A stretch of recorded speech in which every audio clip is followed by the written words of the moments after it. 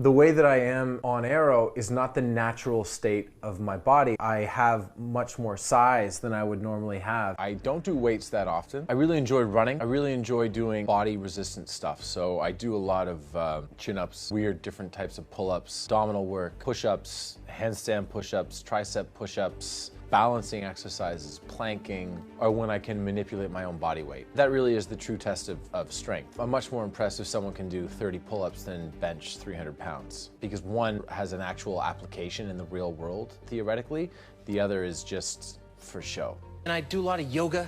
Okay. Yoga's really good. Lift weights? Yes. I don't like lifting weights. You don't lift weights. I like manipulating my own body weight, but I don't want to stand there and do curls. Pull-ups, push-ups, crunches. And then when you do yoga, you do all these weird inversion things. And just when I think that I'm getting strong, I'll always be next to some girl who's just way better.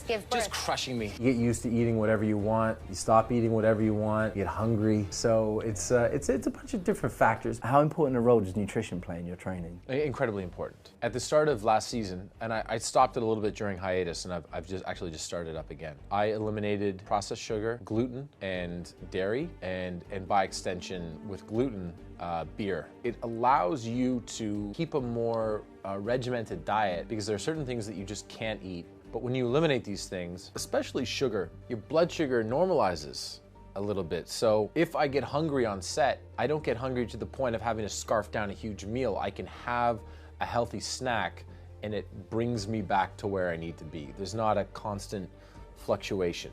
It's more steady, you know, getting hungrier, have a little something, and it calms you. How do you stay away from like the craft service table? Because when you work 16 hours a day, there's like food there all day long. What do you do? It's like paralyzing fear. Right. You know what I mean? Right. Because once you set up the way that you look on the show, you have to stay that way. Otherwise, the show's not going to be as good. Right. So I went gluten and dairy free when I got this part, and that helps me because there's just so many different things that I can't eat. Right? Otherwise, I'll be sick. I'm going back and doing a boot camp at that same free running academy this month. I'm excited to get back to it. The thing I like about free running is you'll take a bunch of different skills that you learn during your session, and then my instructor will stop everything and he'll say, okay, challenge.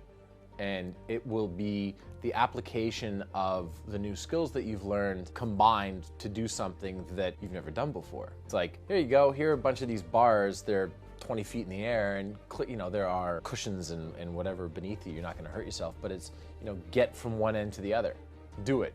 You know how, you haven't done it yet, but take what you've learned and do it. When you stop working out, it just goes away. It doesn't stay there. So it's the mental hurdle of coming back into the gym and just, you know, doing an arm curl and just not doing as much as you did before.